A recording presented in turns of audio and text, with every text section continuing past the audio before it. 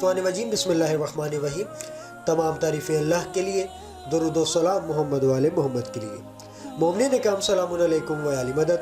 मैं हूँ आपका होस्ट हसीब जाफरी और आप देख रहे हैं आपका अपना यूट्यूब चैनल तालीमात अहले बैत। नाज़रीन किराम, आज हमने बात करने के लिए जिस मौजू का इंतखाब किया है वो हज़रत नूह अलैहिस्सलाम की कश्ती निजात। नाज़रीन मोहतरम, हज़रत नूह अलैहिस्सलाम अपनी कौम को शब व रोज़ जहालत और बुत परस्ती की चुंगल से आज़ाद करवाने की फ़िक्र में रहा करते।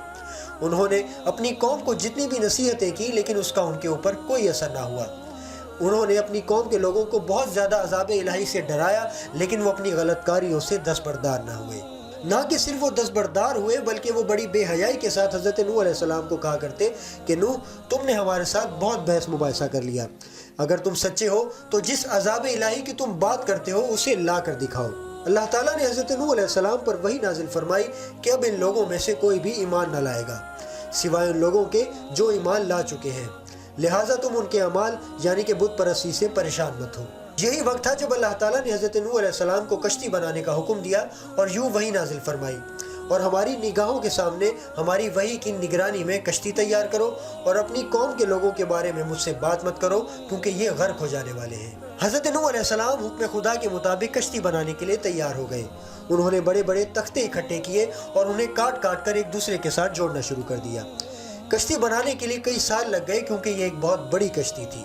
बाज़ रिवायात के मुताबिक इस कश्ती की 7 मंजिलें थी और बाज़ रिवायात के मुताबिक इस कश्ती की 3 मंजिलें थी।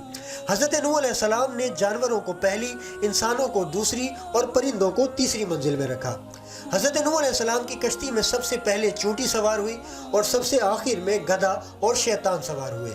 ये कश्ती कूफा के बयाबान में बनाई गई और बाज़ रिवायात के मुताबिक हज़रत नूह अलैहिस्सलाम ने कश्ती को जहाँ पर तामीर किया वहाँ पर इस वक्त कूफा की मस्जिद आज़म मौजूद है।